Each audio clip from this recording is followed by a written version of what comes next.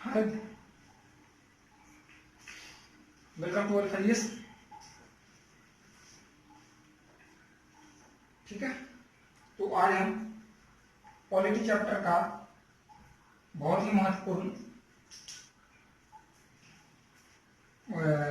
जो है टॉपिक पढ़ने जा रहे हैं पॉलिटी चैप्टर का।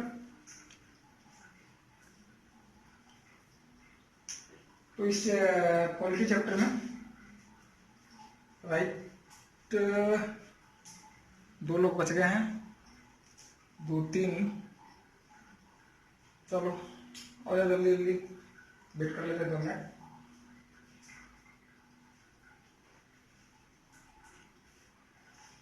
तो आपको क्या कह रहे थे, पॉलिटी चैप्टर का जो है पॉलिटी का सबसे महत्वपूर्ण चैप्टर पढ़े जाते हैं पॉलिटी का।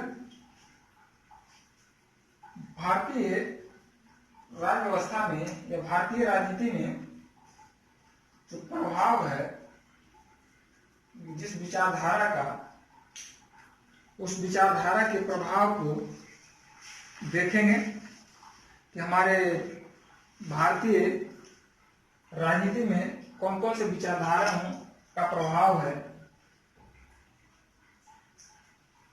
ठीक है, उस विचारधारा को क्या बोलता है, कहाँ तक बढ़ाया गया और अभी भारतीय राजनीति या भारतीय राज्य व्यवस्था जो है किस विचारधाराओं को आगे बढ़ रहा है।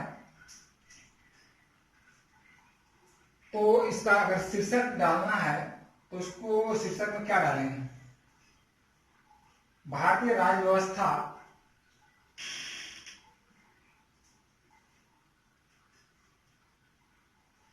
भारतीय राज्य व्यवस्था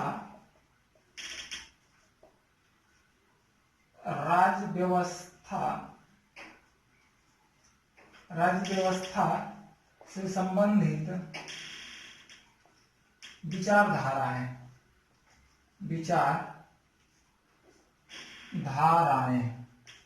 ठीक है, भारतीय राज्य व्यवस्था से संबंधित विचारधाराएं।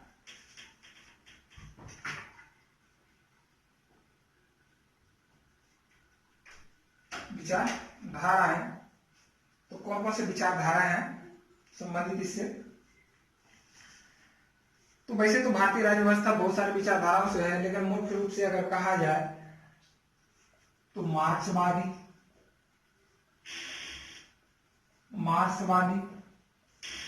दूसरा समाजवादी, उदारवादी, मनुवादी, गांधीवादी, अम्बेडकरवादी आदि विचारधाराओं से। और ले सकते हैं, और ले लीजिए, फांसीवादी विचारधाराओं से भी संबंधित है, फांसीवादी इत्यादि जो है विचारधाराओं से हमारी राजनीति प्रेरित है। हमारा राज्य व्यवस्था, भारतीय राज्य व्यवस्था इन्हीं विचारधाराओं के अनुरूप चलता है।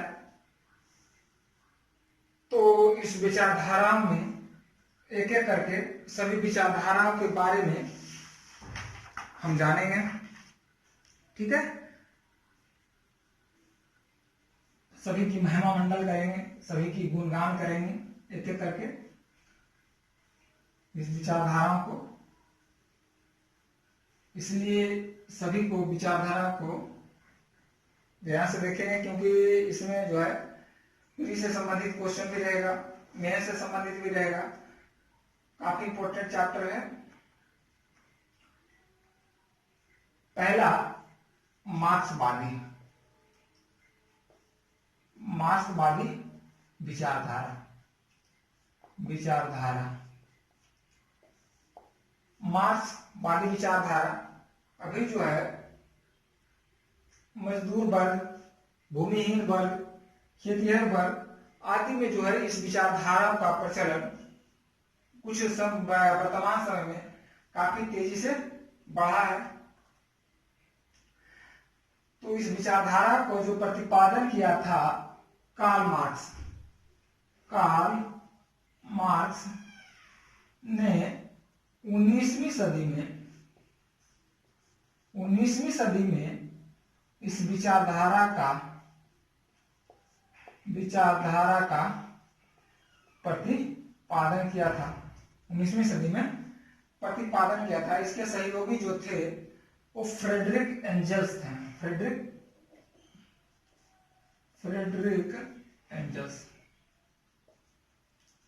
फ्रेडरिक एंजल्स थे। इनके भी जो सहयोगी थे फ्रेडरिक एंजल्स और ये कार्ल मार्क्स ने मार्क्सवादी विचारधारा का प्रतिपादन किया, जो आगे चलकर के 1917 में रूसी क्रांति तथा 1949 में चीनी क्रांति का 1917 में लेनिन ने इसी विचारधारा को बढ़ा करके रूसी क्रांति किया तथा 1949 में माओ से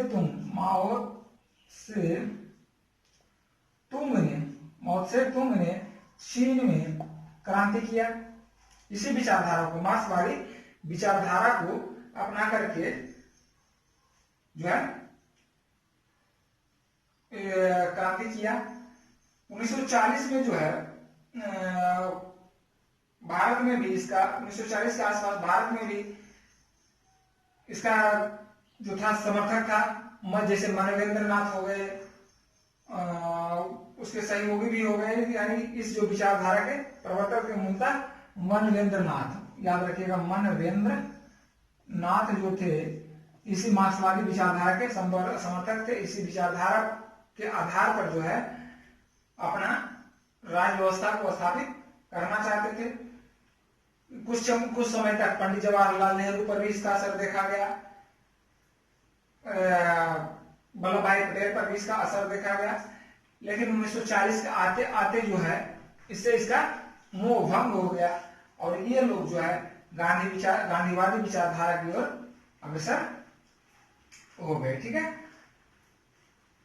अगर स्वाधीनता संग्राम की बात की जाए, स्वाधीनता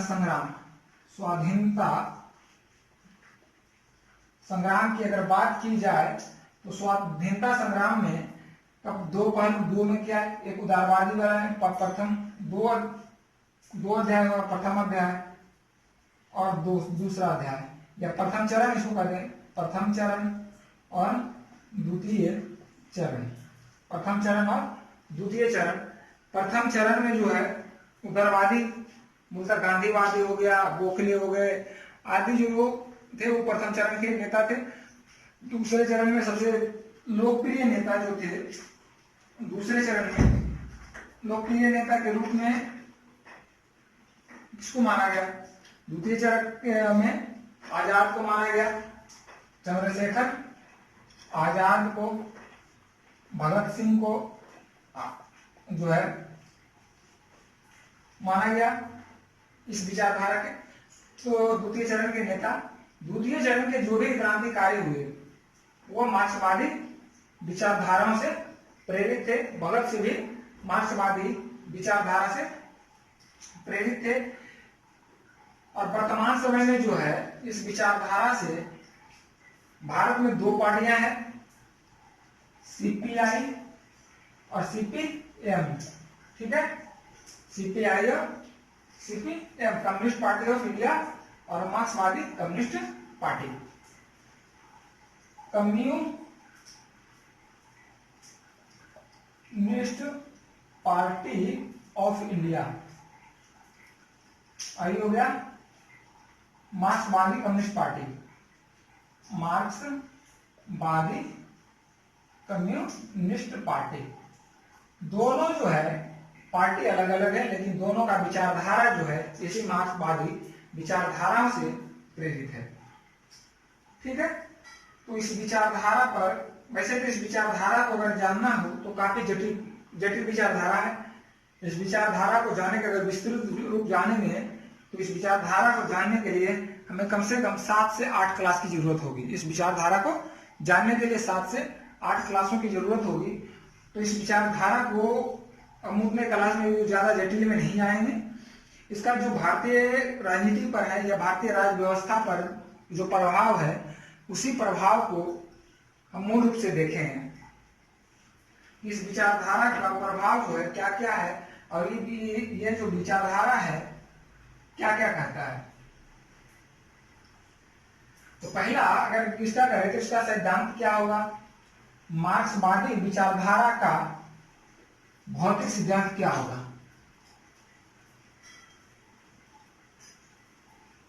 क्या हो सकता है, कोई बताए?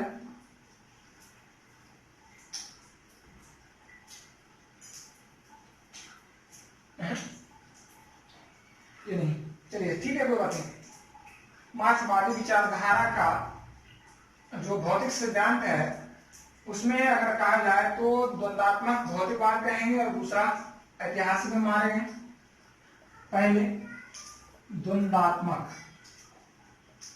भौतिकवाद और दूसरा ऐतिहासिक भौतिकवाद, ऐतिहासिक भौतिकवाद। ठीक है, द्वंदात्मक को कहेंगे डायलेक्टिक और हिस्टोरिकल।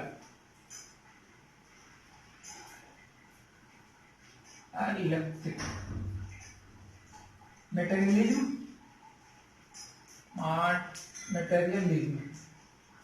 हो गया हिस्टोरिकल मटेरियलिज्म। ठीक है, ऐतिहासिक। अब ये दोनों क्या कहता है? द्वंदात्मक भौतिकवाद जो होता है, डायलेक्टिक मटेरियलिज्म, ये जो कहता है, ये दर्शाता है प्राकृतिक और जगत के संबंधों को दर्शाता है। यह जो होता है प्रकृति हमारा जो नेचर, प्रकृति और संसार, जगत के नियमों को बताता है या व्याख्या करता है, जगत के नियमों को व्याख्या करता है। और ये जो है मनुष्य के संपूर्ण ऐतिहासिक नियमों की व्याख्या करता है, मनुष्य के संपूर्ण इतिहास की व्याख्या करता है। ऐतिहासिक वाला में मनुष्य के संपूर्ण इतिहास की व्याख्या करता है,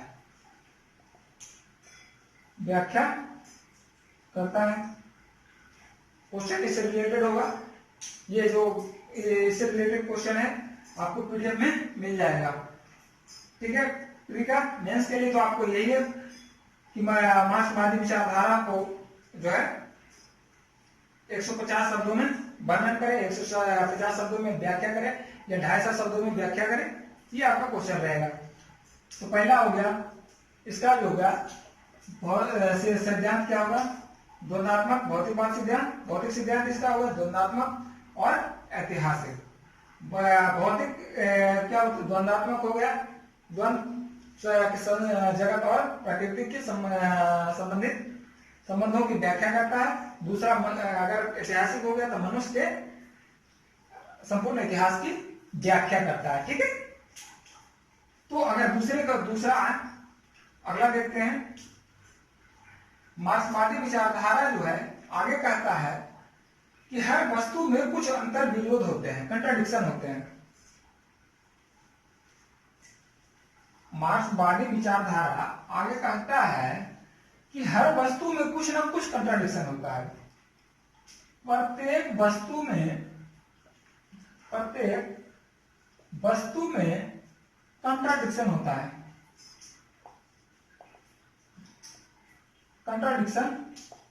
कंट्राडिक्शन होता है जिसको कहते हैं हिंदी में अंतर विरोध होता है। अंतर विरोध किसको कहते हैं? एक दूसरे के प्रतिपक्ष, एक दूसरे से प्रतिद्वंद, जब एक दूसरे से प्रतिद्वंद होगा तो कौन से दो शब्द बनेगा, दो चीज उत्पन्न होगा। पहला वाद, दूसरा प्रतिवाद। थेसिस और एंटीथेसिस। थेसिस और एंटीथेसिस दो शब्द का होगा, दो चीज उत्पन्न होगा।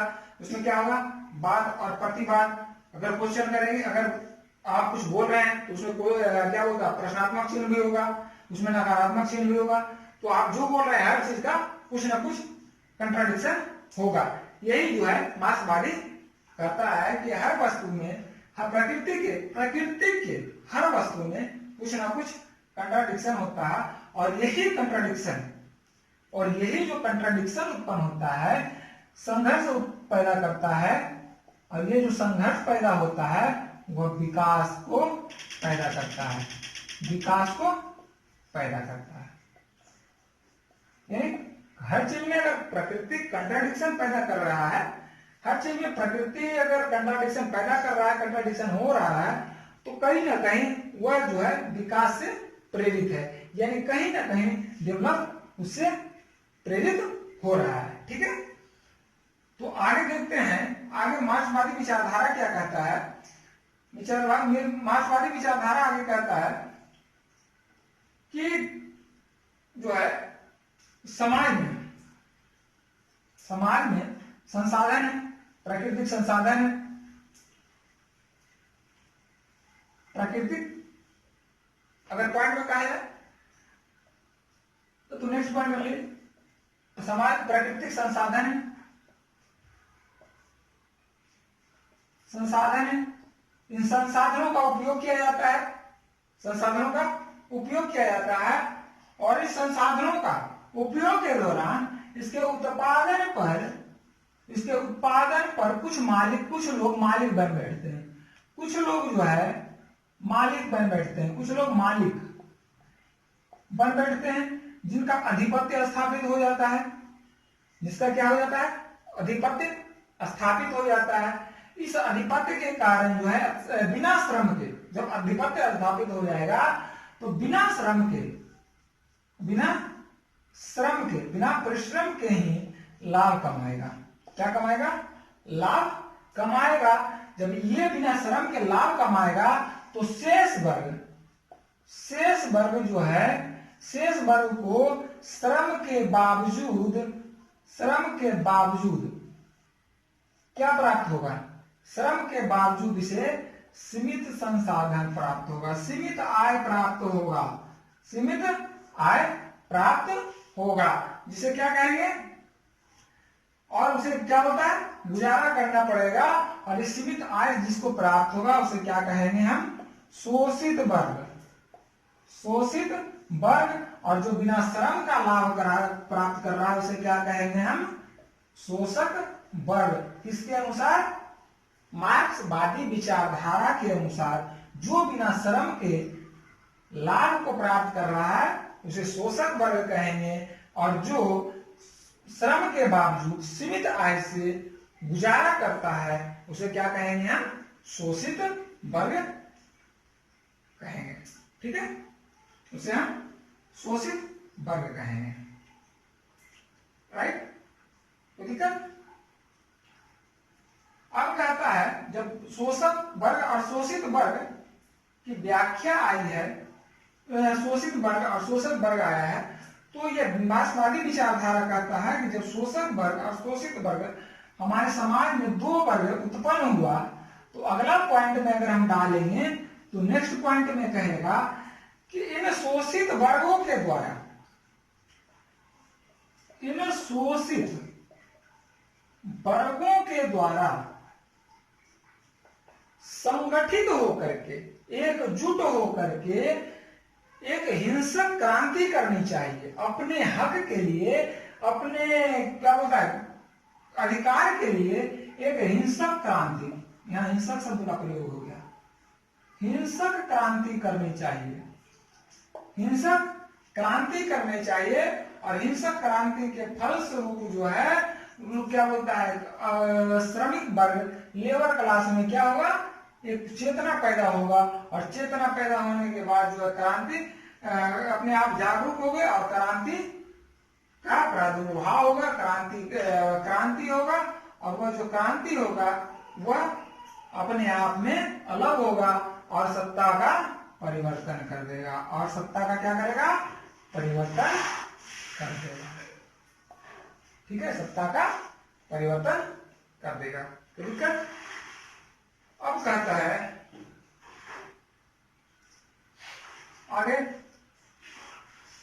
अगर आगे विचारधारा की बात आगे मार्क्सवादी विचारधारा को देखेंगे तो यह कहता है, मार्क्सवादी विचारधारा कहता है कि समाज में धर्म और राष्ट्र जैसी संरचना निषेध होना चाहिए। समाज में धर्म और राष्ट्र जैसी चेतना, राष्ट्र जैसे शब्द, धर्म तथा राष्ट्र जैसे शब्द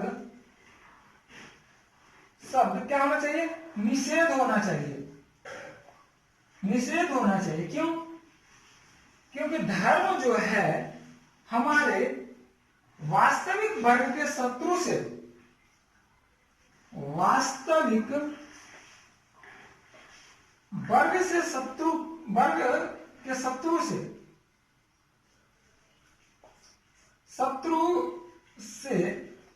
लड़ाई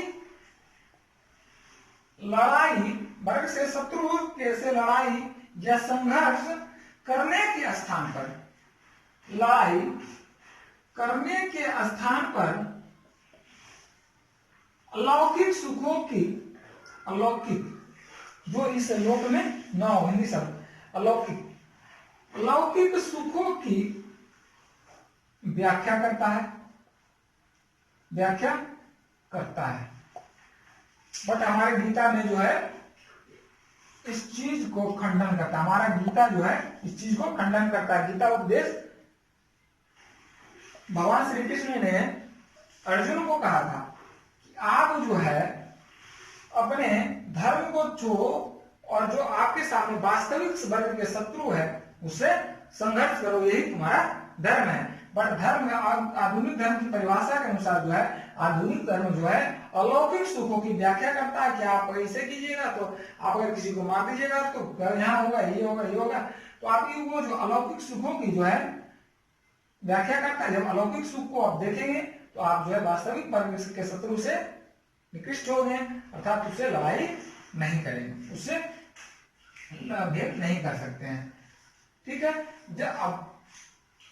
जब आपको ये होगा कि अगर हम किसी को मार देंगे तो हमें पाप लगेगा, ये लगेगा, तो आप जो है वास्तविक वर्ग के शत्रु से, जो आप वास्तविक शत्रु से लड़ने से मुकर रहे हैं। ठीक है, तो इसीलिए जो मार्क्सवादी विचारधारा, मार्क्सवादी की विचारधारा है यह धर्म को निषेध करता है। और राष्ट्र को कैसे निषेध करता है? जबकि राष्ट्र के संकल्पना के बिना जो है कुछ हो ही नहीं सकता। जब आप जो है किसी भी चीज को गठन करते हो तो एक राष्ट्र का संकल्पना होता है। उस राष्ट्र शब्द को ही क्या करता है? मार्क्सवादी निषेध करता है। अब इसको करेंगे राष्ट्रवादी चेतना को निषेध क्यों करता है? क्योंकि यह जो है वास्तविक वर्ग विभेद के स्थान पर, वास्तविक वर्ग विभेद के स्थान पर जो है क्या करता है? वास्तविक वर्ग भौगोलिक करता है, भौगोलिक विभेद करता है। इसीलिए जो है यह इसको भी निषेध करता है। राइट, आगे देखें। मार्क्सवादी विचारधारा आगे क्या कहता है?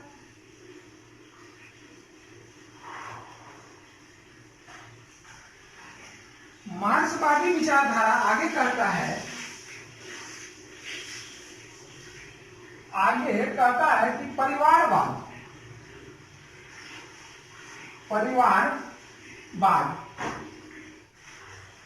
ठीक है। मार्क्सवादी विचारधारा कहता है कि परिवारवाद और वर्ग विवाद, मैरिज जिसको कहते हैं, सिंपल सी बात है, वर्ग विवाद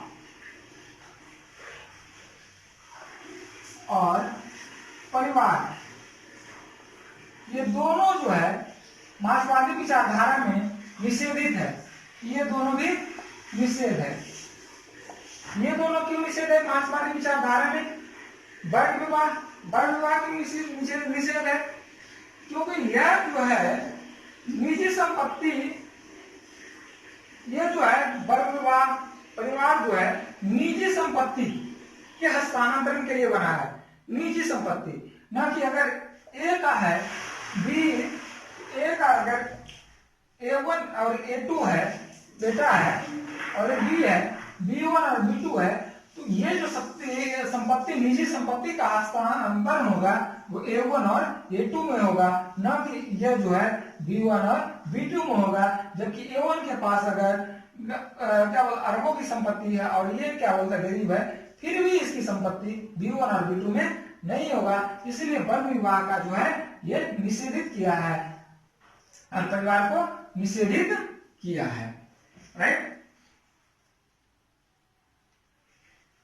जैसे अगर इसमें कहा जाए कि शोषित और शोषक वर्ग कौन सा, हर चीज में होता है शोषित और शोषक, जितना भी पढ़ रहे हैं, तो कार्ल मार्क्स का मार्क्सवादी विचारधारा जो है उसमें दो ही चीज पर आधारित है, पहला शोषक और शोषित, शोषक और शोषित। अब इस बात में शोषक कौन है, शोषक जो है परिवार का पुरुष है, शोषक वर्ग जो है परिवार का पुरुष, और ये जो है क्या है शोषित वर्ग है, ठीक है। इसका जो है घर में हम खुद दे सकते हैं।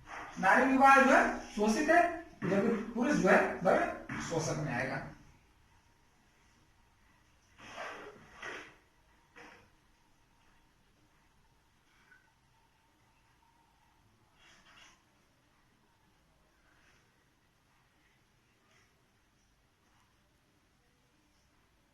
ठीक है, अब कहा है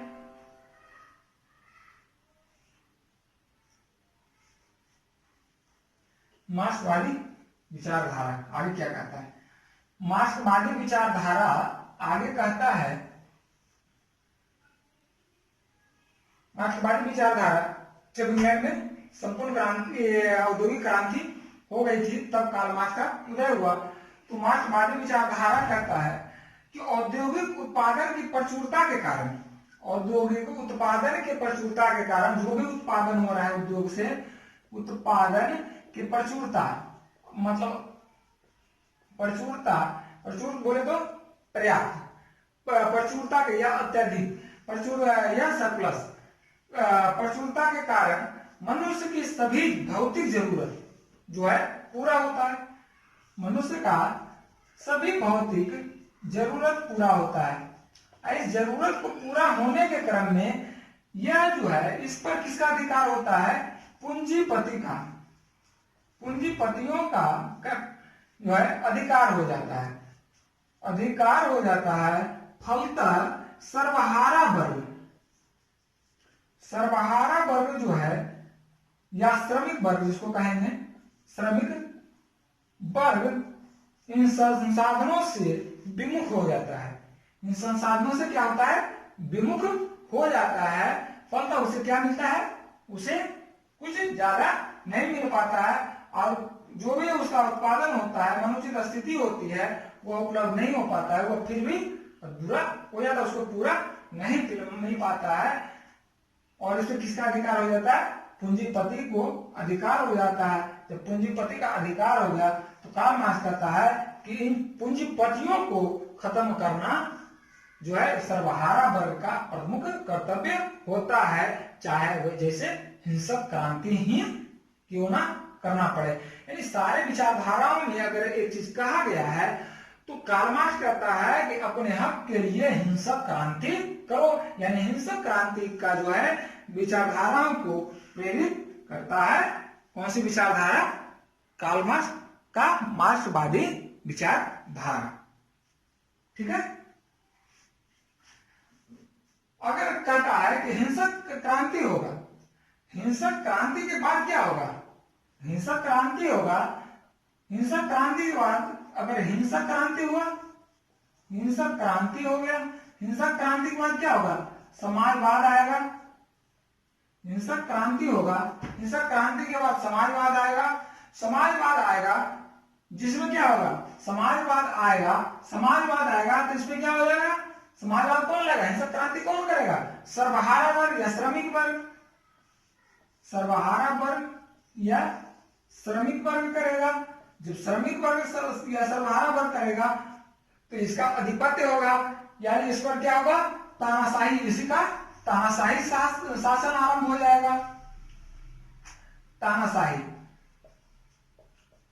डिक्टेटरशिप स्थापित हो जाएगा, तानाशाही स्थापित हो जाएगा। जब ये तानाशाही स्थापित होगा तो यह जो होगा इसका संक्रमण काल कहलाएगा। संक्रमण काल कहलाएगा। क्यों? क्योंकि सर्वहारा वर्ग किसी एक का नहीं होगा, पूरा का पूरा एक यूनिट होगा। जब आपको एक संगठन में किसी चीज को चलाते हैं तो सारा का सारा जो है उसी का अध्यक्ष नहीं होता है, सबको एक होता है। तो ये जो संक्रमण काल होगा, संक्रमण काल के बाद जो आएगा वो भारतीय, ये जो क्या होता है, साम्यवाद, साम्यवाद कम्युनिज्म का, साम्यवाद का जन्म देगा। कम्युनिज्म का जन्म देगा, कम्युनिस्ट होगा तो कम्युनिस्ट का उदय होगा, जिसमें ना कोई पूंजीपति होगा और ना कोई श्रमिक होगा। ठीक है, ना कोई पूंजीपति होगा, ना कोई श्रमिक होगा, ना कोई राज्य होगा, ना कोई धर्म होगा, ना कोई शोषण होगा, ना कोई अलगाववाद होगा, ना ही परिवारों की जो है कोई दायित्व बनेगा। इसमें क्या होगा, प्रत्येक व्यक्ति अपने क्षमता के अनुसार, अपने रुचि के अनुसार कार्य करेगा। इसमें क्या होगा, प्रत्येक व्यक्ति अपनी क्षमता के अनुसार तथा रुचि के अनुसार काम करेगा, रुचि के अनुसार काम करेगा। ठीक है, क्षमता के अनुसार और रुचि के अनुसार काम करेगा, यानी हमारा जो समाज होगा वह इक्वल होगा। यानी मार्क्सवादी जो विचारधारा जो है वह साम्यवाद का जनक कहा जाता है, साम्यवाद का जनक कहा जाता है। अब यही है कि आधुनिक प्राचीन यानी पूर्व USSR, United state of Soviet रूस, और वर्तमान चीन में यही विचारधारा का प्रचलन है। वर्तमान चीन में जो है इसी विचारधारा का प्रचलन है। ठीक है, साम्यवाद, राइट। चलिए पानी पी ले।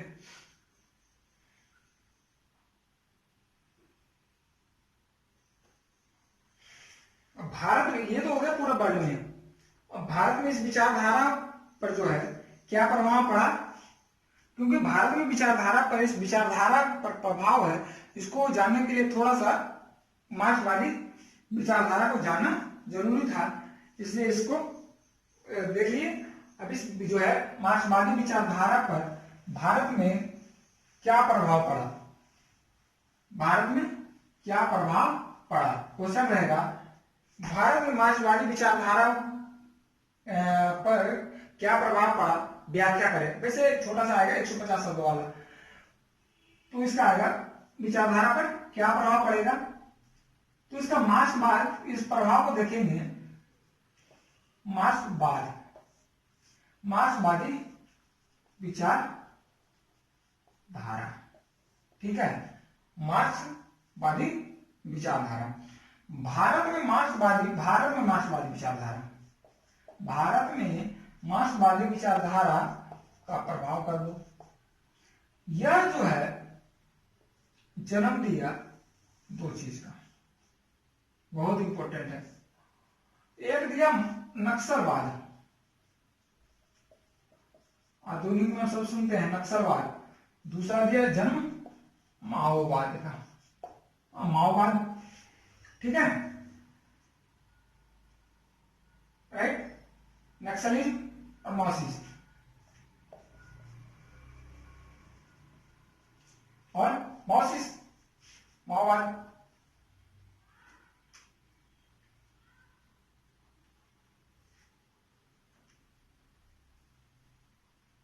क्या? चलो देखो,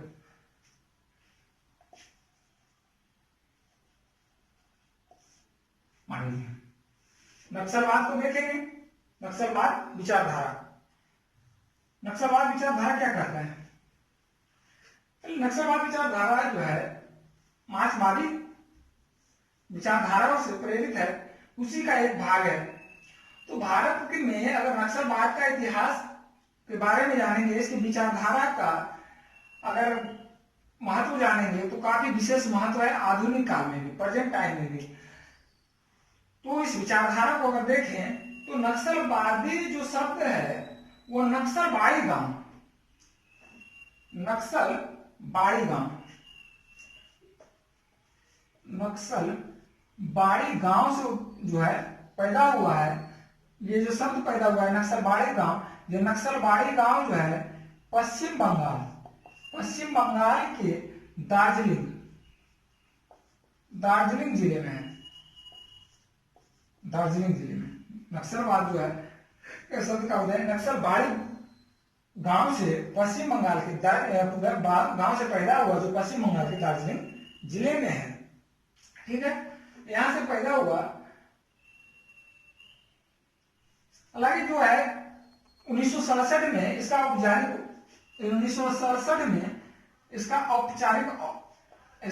औपचारिक आरंभ माना जाता है। औपचारिक आरंभ माना जाता है। अगर बात करें तो 1946 से 1951 तक जो तेलंगाना में हुआ, तेलंगाना के लिए हुआ आंदोलन, उसके क्रांतिकारी जो है इसी विचारधारा से, मार्क्सवादी विचारधारा से ही प्रेरित थे। और वह जो है नक्सलवाद का ही एक रूप था। वह जो हिंसक क्रांति था वह नक्सलवाद का ही एक रूप था।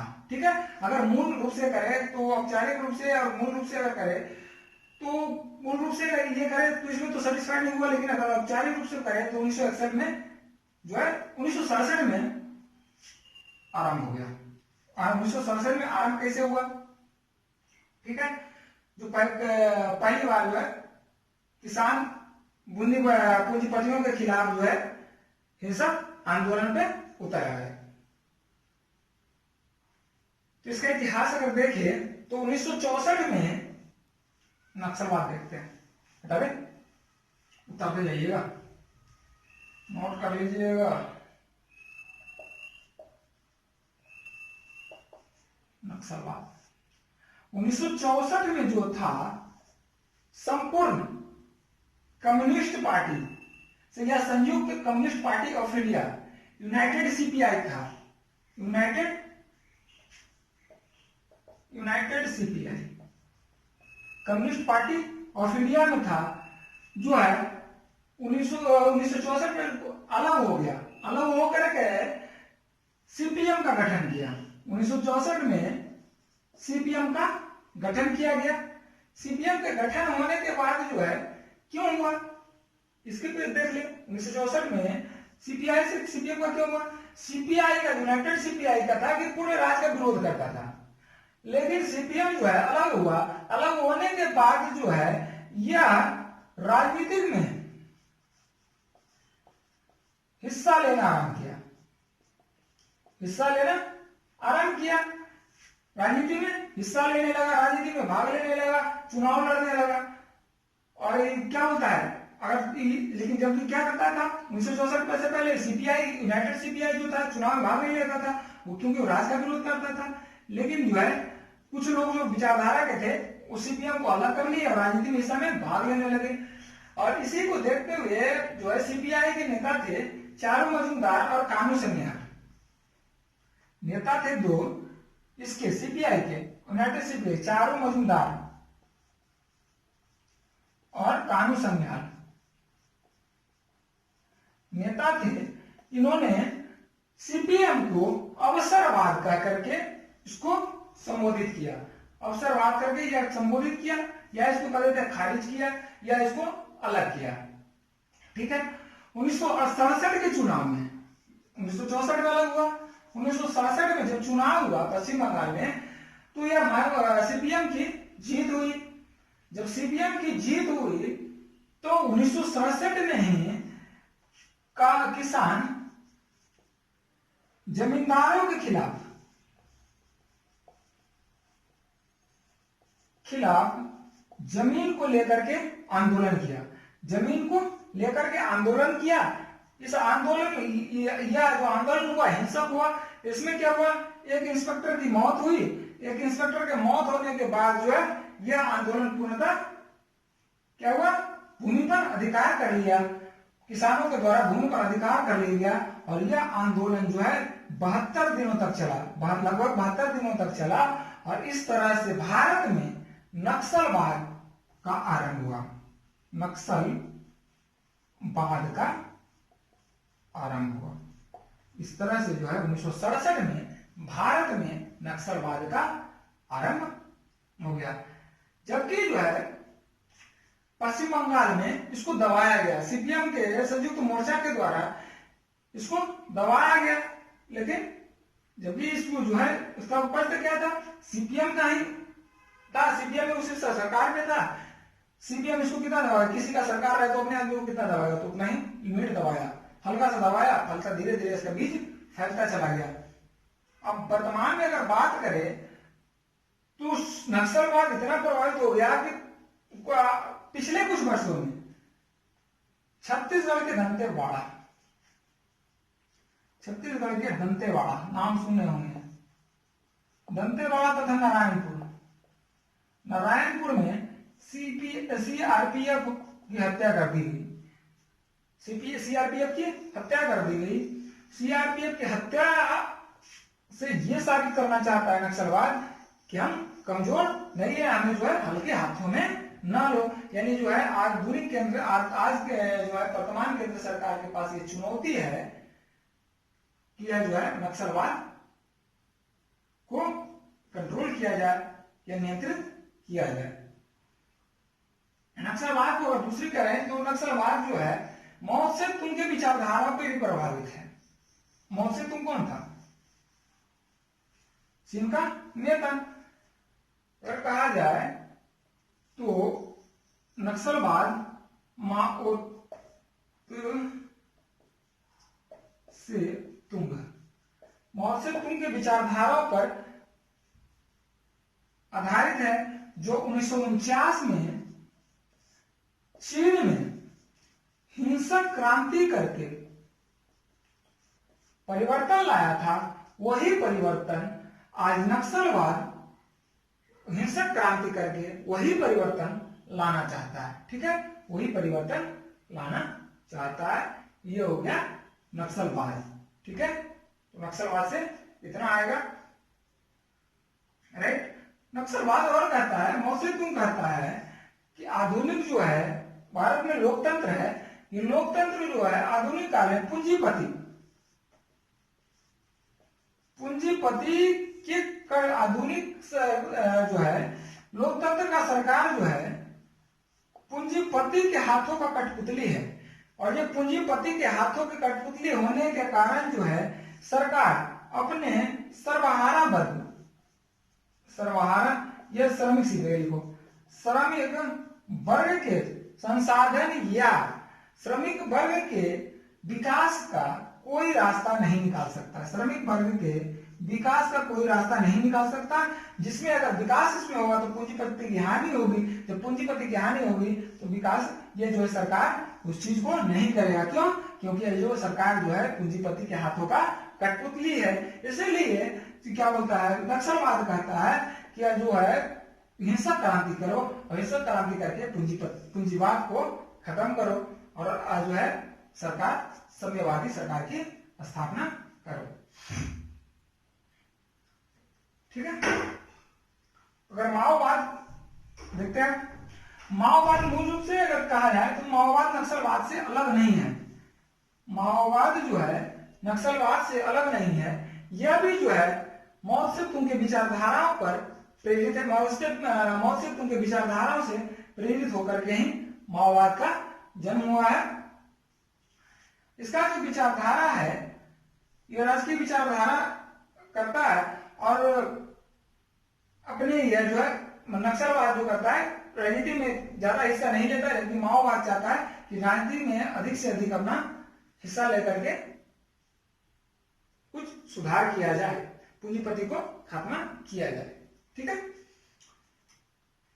तो आगे का क्लास में हम पढ़ेंगे समाजवाद, हो गया, गांधीवाद हो गया, अंबेडकरवाद हो गया, फारसीवाद हो गया। इस सब विचारधाराओं को अगली क्लास में पढ़ेंगे। तब तक इसमें जो भी है विचारधारा काफी महत्वपूर्ण है। इसमें अगर प्री के लिए ऑब्जेक्टिव टाइप क्वेश्चन देखा जाए तो बहुत सारे क्वेश्चन बनेंगे, और सब्जेक्टिव में 2 क्वेश्चन बनेंगे, 2 या 3 क्वेश्चन, जो आपको मैंने बता दिया। ठीक है, तो नेक्स्ट क्लास जो है हिस्ट्री का 23 जुलाई से आरंभ हो रहा है, जिसमें सबसे पहले पढ़ाएंगे मध्यकालीन भारत, मध्यकालीन भारत, और उसके बाद जो है आधुनिक भारत होगा, लास्ट में प्राचीन भारत होगा। ठीक है, राइट।